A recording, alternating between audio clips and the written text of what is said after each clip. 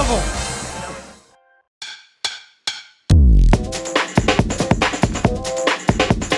Welcome to the Bracket Report, brought to you by Delphi Bracketology. I'm your host, Brian Tonsoni. Joining me today is senior editor Nikita Lear and fellow sponsor Dave Gilbert. This is episode 7 of season 4. We're going to talk about all things brackets today, so follow us on our website, delphibracketology.com, for even more information. Also on Twitter, at Delphi Brackets. We'll be glad to answer any and all questions about NCAA tournament selection issues. Starting out today, our panel, we're going to talk about the last number 1 seed. Everyone usually likes to know who are the 1 seeds pretty comfortably: Purdue, UConn, and Houston. And then we have discussed today, they're doing it in our class right now, is who is on that last spot for the number 1 seed. And we have 3 teams, maybe 4 teams that we could discuss, and we're going to talk about what we like and what we don't like about that last seed, number 1 seed debate. So you get a picture of kind of how we go about it. And it is Arizona, North Carolina, and Kansas are the 3 major players for that last spot. You could also throw in Tennessee. Dave, what do you see in that last debate? We kept Arizona right now, but there are a couple other teams that are very worthy. Right. You know, with Arizona, they did lose over the weekend to Washington State at home, but we decided their body of work still keeps them on the 1 line. I took a look at Kansas. They have probably the best wins of the group. They have wins over Houston, Connecticut, and Tennessee. They are tied with North Carolina with 7 quad 1 wins, and they're 12-5 overall in quad 1 and 2. So they definitely have the wins. They have a good strength of schedule at 6 overall. The thing that kind of holds them back, they do have a quad 3 loss, and also their net at 15. You don't really see a double-digit net on the 1 seed line. Yeah, Kansas has great wins. One of the things that Dave said that I really want to share with everyone watching is body of work. So wins in November matter just as much as maybe a loss last week as Arizona lost at home to Washington State. You see a lot of Twitter action where you got to move a team up, got to move a team down based on the results of the week. But you got to look at all the wins and all the losses for that last seed or any seed discussion for that matter. Nikita, last 1 seed. What are you looking at here between Arizona, North Carolina, and Kansas? Right now, I'm actually looking at Tennessee. I favor Tennessee over those. With the 5 net, they're still up there in that single digit, as well as they don't have a loss outside of quad 1 and quad 2. And their road wins, they're 6-3, so that proves that they can win on the road. They are the only team between those 4 teams that do not have a quad 3 loss.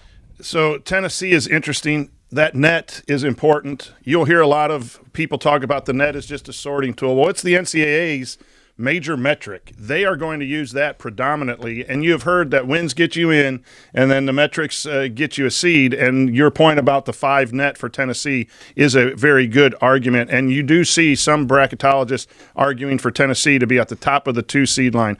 Let's talk Arizona for a little bit. Why do we have them number 1?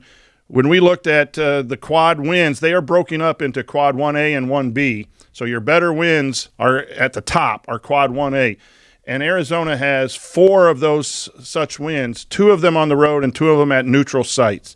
Therefore, the committee likes road wins. And the committee chair just came out in a recent article and said you have to have a good non-conference strength of schedule. You have to win on the road. And we look at more than just the number of quad 1 and 2 wins.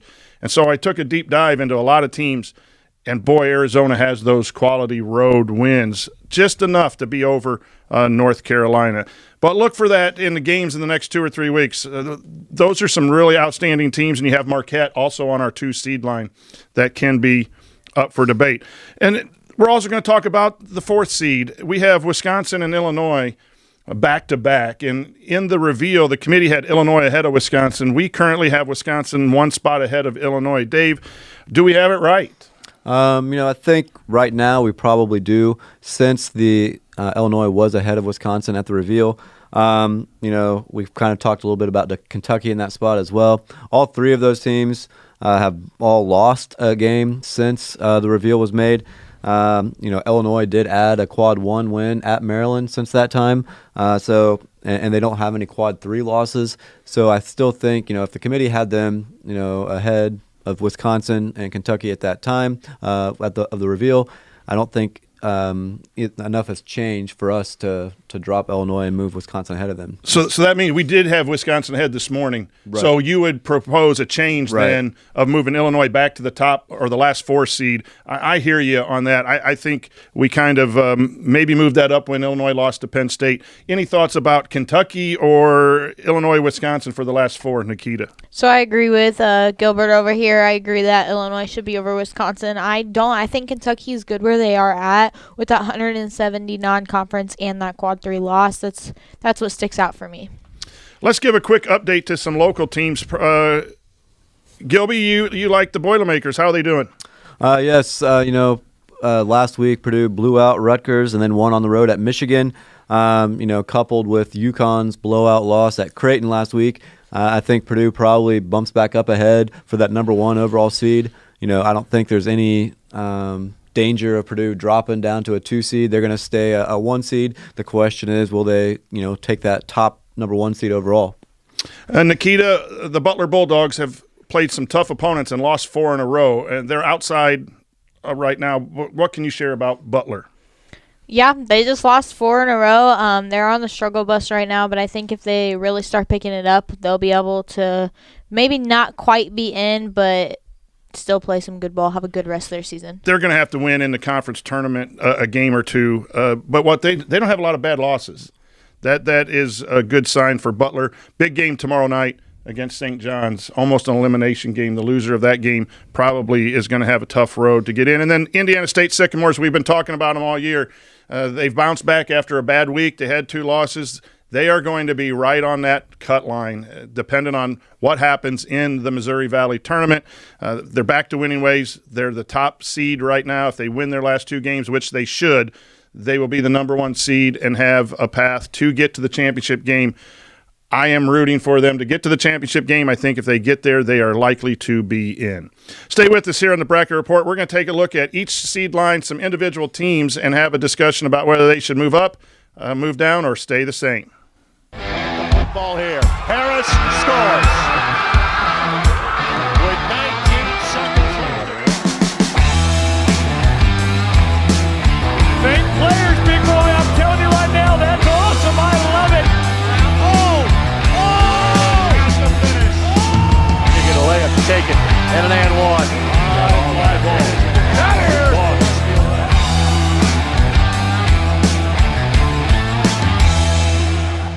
McCulling in time. Oh, no! It's good. This one is good. There you go. Wow, Dawson makes a great catch. Spin, win, 3, bury it for Leland Walker. Tie the game they do with the dunk by Malik Edmonds. What a play. Oh, my I goodness. feel a little momentum starting to fall Ellen's way. That in Oh! Wrestler! Whoa! McCulling in time. Oh, no! It's good. This one is good. There you go. Wow, Dawson makes a great catch. Spin, win, 3, bury it for Leland Walker. Tie the game they do with the dunk by Malik Edmonds. What a play. Oh, my I goodness. feel a little momentum starting to fall Ellen's way. That in Oh! Wrestler! Whoa! Throw it up for Tillman. Whoa! My goodness. 122-6-0 for Penn. What a swim! 6 of them.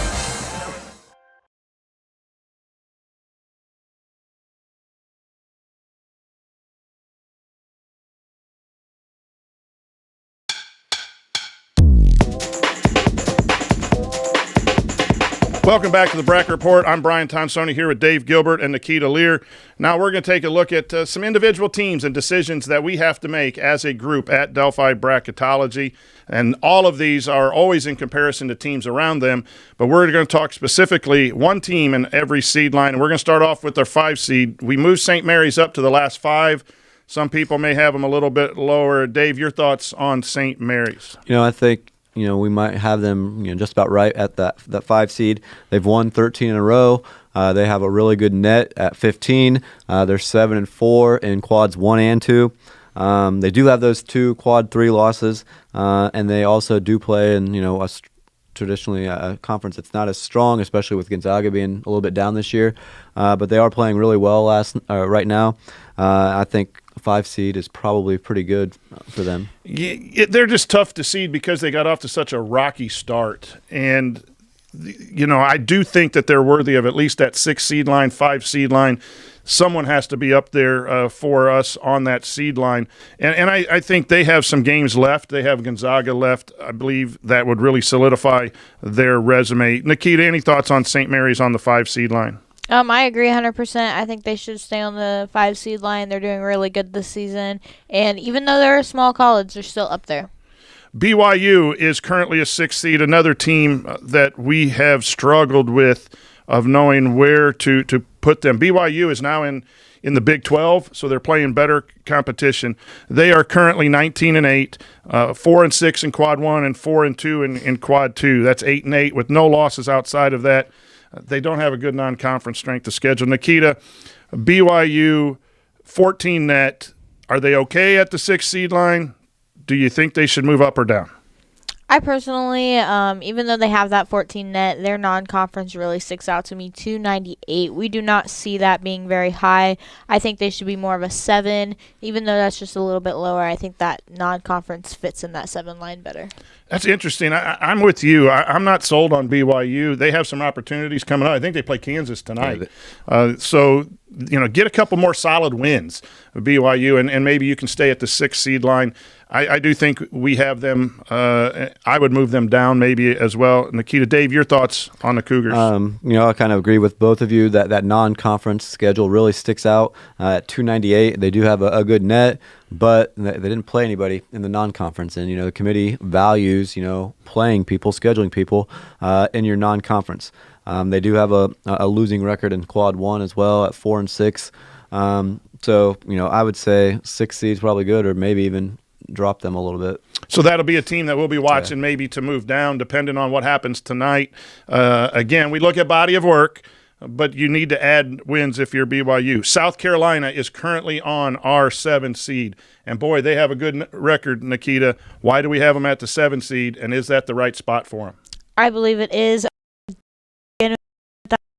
Non-conference is at 282, same boat as BYU, as well as they have not only 1 but 2 quad 3 losses. And for me, you can't have that many quad 3 losses and expect to move up. Dave, what's your thoughts on South Carolina on the 7 seed line? Yeah, I would agree. The non-conference, once again, that non-conference strength of schedule sticks out. But, unlike BYU, they do have those 2 quad 3 losses, like Nikita said. They also have a worse net than BYU. So, 6, maybe a 7 seed, probably looking like for South Carolina as well. There's a debate on how much the really affects the seeding. We happen to think it has a big part of where a team lies. Last year, there were 2 teams in the 40s, 41, 42, and they were at the back end of the 7 seed line. And their resume by numbers might have looked better than some 5 or 6 seeds. That was Missouri and Northwestern. So that 49 net puts it in a range of a 6 or 7, even though they are 22-5. A lot of people may look at that overall record and say that's a 3 seed or a 4 seed, and they do have some nice wins when you look at the quality of wins, which we also look at, not just the numbers. But I think South Carolina is going to be on that 7 seed line as long as they stay in the 40s. The bigger question for me is if they lose some games and fall to the 50s. That's when you typically see teams with decent resumes, but the net of 50 in the 8 or 9 seed range. So I think South Carolina is likely to move up if their net keeps climbing, but 7 seed seems accurate. And then let's go to Michigan State. Michigan State's lost a couple in a row. They're going to lose a 3rd in a row when they go to Mackey here on Saturday. They are falling. There is no doubt they are falling, but their metrics have been solid. And when you have a net of 24 and your numbers are similar to everyone else, I don't think you fall just because you lose a couple games. But they haven't really played super all year, Dave. I see Michigan State sometimes on a 10 seed line. In some places, we have them as an 8. I think that's I don't know. I think I'd move them down just a little bit. But your thoughts on the Spartans? Yeah, typically when you have a Tom Izzo team that they're starting to play better, they struggle early in the season and then they really kind of turn it on come March. We haven't seen that yet, especially with them losing their last 2 games at home. They do have that good net, like you said. That's really what's keeping them in the tournament, I would say. They're only 3-7 in quad 1, only 8-11 overall in quads 1 and 2, so they have that losing record there. But they do have that good net, and their metrics do keep them in the tournament, even though they've lost their last couple games. Nikita, your thoughts on the Spartans? So I agree with everything Gilbert said over here. They are 17-11 overall, which it's not terrible. Most of the teams on that seed line is 19-8. They don't have any losses outside of quad 1 and quad 2. For me, that really sticks out. Last year, we look at trends, and trends are trends until they're no longer trends, until it's broken. But last year, Arkansas was a 21 net, very similar to Michigan State. They were 12-14, or they were 8-12 in quads 1 and 2, so under 500, just like the Spartans, with other numbers that were solid. Or West Virginia at 24, the exact number as Michigan State this year. They were 12-14 in that quad 1 and 2, with some decent strength of schedule. So that's where I don't think Michigan State falls to a 10 or 11 or out like a lot of people are talking. Yes, the losses recently are bad. Yes, the loss to Purdue is not going to help. But I think you'll see Michigan State come tournament time in that 8 or 9 range if they win a couple games down the stretch. I think they're safely in unless they lose out. Florida Atlantic, darlings of last year's tournament. We've talked about them before so far in this season on the Bracket Report. Just a tough team. We like them. We think they play good ball. We like Dusty May as a coach. But they've had some tough losses in quads 3 and 4, and they just don't seem to have that magic. Now, they did move up to a tougher conference, and I think that needs to be credited. And they have a better strength of schedule because of that. And so we have to make that decision in numbers of losses and wins versus tougher schedule. Where does FAU? We have them as a 9. Nikita, your thoughts on FAU? Once again, they are a really tough team. We've been talking about them all season, debating them in class. I agree that with them being on a 9 seed, they only have 1 quad 1 loss or win and 1 quad 1 loss. But they do have 2 quad 4 losses, which sticks out for me, and only are 4-5 on the road. Yeah, the 1 quad 1 win, they have to be lower in the bracket. 7-5 altogether with 2 quad 4 losses, 52 non-conference strength of schedule. You have to credit they scheduled, and they have the nice signature win over Arizona. What are you doing with the Owls, Dave? I would say 8 or 9 seed probably is about right. Looking at their net at 36, that would position them as a 9 seed if you take a look at those numbers there.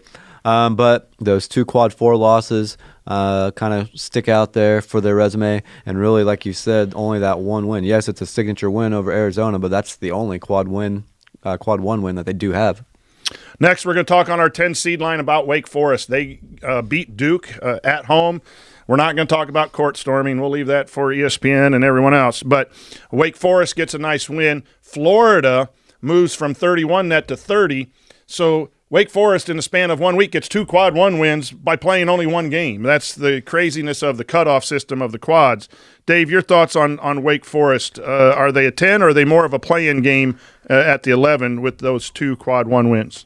I think they're going to be on that borderline there if they're the last 4 in or not. Yet they really needed that win against Duke. They needed a signature win, and now they do have those 2 quad 1 wins now, so that kind of boosts them.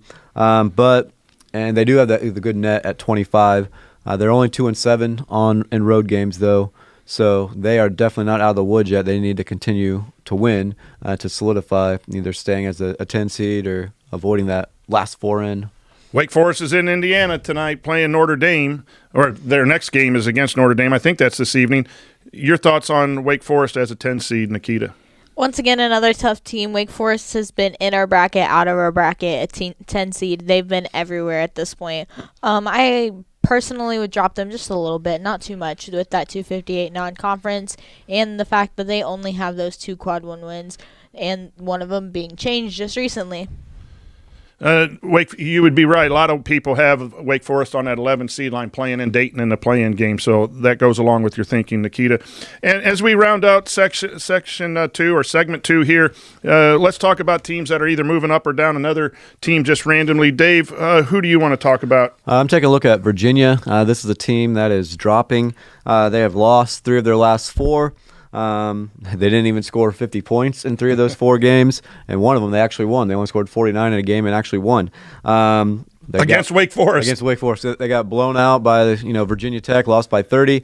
So they have been dropping rapidly. We have them all the way down in the last 4 in. So they're still in our bracket, but they're in one of the play-in games now. So they need to right the ship quickly. I think their quality of play keeps them low. I really do. Nikita, is there someone you like to talk on the rise or on the fall? I'm going to switch back to Wake Forest. I know I just talked about them, but they are just such a tough team. I personally think that they're rising and they're falling at the same time. They don't really staying the same then. Yeah. Right? Okay. The thing I agree with you about Wake Forest is that they play good basketball. When they've lost games, it's been really competitive. That's why their net is in the 20s. For me, it's Washington State. What a win against Arizona. At Arizona, a season sweep of a number 1. That gets Washington State in the tournament. That gets them up in the 5 or 6 range. They returned and lost to Arizona State on the road, which kept them from our 5 seed line. But they have a chance to maybe even move up to the 4 seed line if they put together a good stretch. So stick with us here on the Bracket Report. We come back, we're going to talk bubble, and we're going to always give you those games to watch for the rest of the week. McCulling in time. Oh, no! It's good. This one is good. There you go. Wow, Dawson makes a great catch. Spin, win, 3, bury it for Leland Walker. Tie the game they do with the dunk by Malik Edmonds. What a play. Oh, my goodness. I feel a little momentum starting to fall Lynn's way. Wrestler! For the ultimate Wi-Fi experience, you need a managed Wi-Fi service with advanced Blast Wi-Fi. Blast Wi-Fi systems provide ultimate coverage, ultimate performance, and ultimate power all the time. Available from Mulberry Telecommunications, Blast Wi-Fi systems feature the latest Wi-Fi 6 technology and are equipped with unrivaled bandwidth and 4 times more simultaneous connections so you can connect tons of devices throughout your home with no lag and no downtime. Plus, with 24/7 support and remote troubleshooting, you can rest assured that Mulberry Telecommunications is always here to help you should any issues arise. It's the ultimate Wi-Fi experience, and it's a blast. Blast Wi-Fi is now included with Mulberry Telecommunications fiber internet packages. Contact Mulberry Telecommunications at 296-2885 today to get started.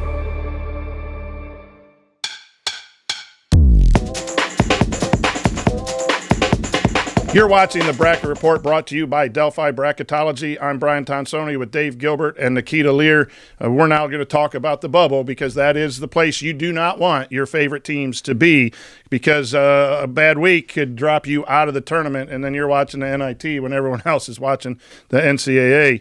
So our first 4, our last 4 in, Texas, Virginia, Gonzaga, and Villanova. And I think the first 2 are somewhat safe, if you can say safe. Gonzaga and Villanova, if you want to, you can drop them out. Dave, talk about Villanova. Yeah, taking a look at Villanova, we kind of debated this morning what to do with them. We're keeping them in for now. They do have some nice wins over North Carolina and Creighton. They have a solid net at 38. Their strength of schedule is good at 15, but they're only 3-8 in quad 1. But they are 9-9 in quads 1 and 2. However, they do have 3 of their last 4 games are quad 1 opportunities, so they really have a chance to solidify being in the bracket in the last 4 regular season games here. Nikita, is there someone other than Virginia that you'd like to discuss? For me, it's going to be Gonzaga. Gonzaga went from a great team to a poor team. Their 21 net is what scares me. I can't put them out because of that, and because, once again, trends, nobody under 30 has been out of the bracket in the past, couple of years now. Their 1 quad 1 net win is what bothers me. I so badly want to put Gonzaga out of the tournament. I don't think they've beaten anyone, and I think you got to beat people to get in the tournament. But if Brian Tonsoni were on the committee, I wouldn't be voting for Gonzaga. But I do think there's going to be some sentimental value. Gonzaga's been up there. They have no bad losses, and that 21 net, I'm with you, Nikita, scares me. I don't know if the trend's going to be broken this year with that low of a performance. They've played good basketball, to be fair to Gonzaga. Our teams that are out, Providence, Colorado, Texas A&M, and Utah. I'm going to take Providence here real quick. They have a resume that should be in, but they have two different schedules, one without Bryce Hopkins. They're 7-7 without their second leading scorer, or maybe even their best player overall. And they have 2 wins against tournament teams. The question is, I'm not sure what the committee's going to do with them. And I want to kind of put them in, but they really haven't won a lot of games without the roster that they started the season with. And if it comes down to a tight decision between them and Villanova or them and Gonzaga, I think that could mean the difference in keeping them out. Nikita, as you look at our 4 teams out, what are your thoughts? My thoughts are leaning toward Colorado right now. I feel like they're up there a little bit. That 32 net is the highest out of all of them, as well as but they only have that one quad 1 win. Once again, that's what stresses me out. And the non-conference strength schedule being 248. They need some quality wins. They need to finish out the season strong. They're moving up for sure. Dave, you want to talk about the Aggies? Yeah, the team I'm looking at is Texas A&M. When I look at teams, I kind of bias towards teams that have big wins. And Texas A&M has some big wins. They beat Tennessee, Kentucky, Florida, all at home. They beat Iowa State on a neutral site. They have a good strength of schedule at 10. Their net is up there, or is kind of holding them back at 58. And they also do have some quad 3 losses, 4 of them to be exact. That's quite big. Yeah, they're struggling. They've lost 4 in a row. But, I look at those big wins, and, a team that can get hot in a tournament and beat quality teams that they've shown that they can do that is a team that I look at to put in the tournament. And it's hard to pass up 6 wins, quad 1 wins, but you have 4 quad 3 losses and a net of 58. Texas A&M, they've lost 4 in a row, and as much as trends and recency bias doesn't play a part, we put Xavier in a couple years ago because of their body of work, and they lost 6 out of their last 7. I do think the committee, when it comes down to these last 4, will say that team's not playing well, another team is, and I think that criteria gets thrown out the window. So 4 in a row losses, same with Butler, we have them close. You lose 4 in a row, you got to turn that around quickly or you're not going to be in. Which brings us to our favorite segment we end every week is what games to watch. This week is loaded. We don't have enough time to go over everything, but Saturday is an absolute juggernaut of games. But Nikita, let's start with you. Share 2 games that you want to watch going forward. I'm definitely going to be tuning in Saturday night per usual, Virginia versus Duke, Saturday at 6 p.m. on ESPN, and then right back-to-back Tennessee versus Alabama, Saturday at 8 ESPN. Virginia really needs a win against Duke. I think that win will really help boost their resume and put them up there, and Tennessee and Alabama will just be a fun, good basketball game. That last one's for a seed. The Virginia one is for you get in. I think if you beat Duke, you're pretty solid there. Dave, what games are you telling our viewers to watch? I'm taking a look at Saturday as well, noon on Saturday on Fox. Villanova at Providence, 2 teams that we've talked about today that are on the bubble. They're desperately in need of wins. This is a quad 1 chance for Villanova. The other game I'm looking at is Illinois at Wisconsin at 1 o'clock on Saturday on the Big Ten Network. These are 2 teams that we were talking about battling for that last 4th seed. And this is a quad 1 opportunity for both of these teams. Whoever wins this will get a quad 1 win. Not only that, but they're also, especially with Illinois, still have a chance for a Big Ten title, or at least to share with Purdue if they can win out. For me, the game of the week is Kansas at Baylor, 1 o'clock at ABC on Saturday. That's for a seed. Kansas wants to get up to that 1 seed line. Baylor is fighting for a 3 or a 4. And then I'll go Gonzaga versus St. Mary's, Saturday, 10 o'clock ESPN. Gonzaga needs that. They get that, I think Gonzaga's in. They lose that, and it's going to open up a lot of questions about their selection. And, man, there are tons of games. Mississippi State has some big games. South Carolina, the SEC is loaded with games that will matter. And when you have so many Big East teams on the bubble, watch every Big East game that you possibly can. And then there's just some big ones. Marquette Creighton on the top of the Big East. So there you have it. Tune in for some good basketball this week, especially Saturday. Get your chores done early, get some barbecue on the stove, and then watch games from noon till midnight. You'll really enjoy it. But that'll do it for this episode of the Bracket Report. Look for us on Twitter at Delphi Brackets. Send us your question. And we are publishing stuff, including upcoming previews of conference tournaments at DelphiBracketology.com for all the information that you might need. I'm Brian Tonsoni for Dave Gilbert and Nikita Lear. We thank you for watching, and may your team get off the bubble. We'll see you later.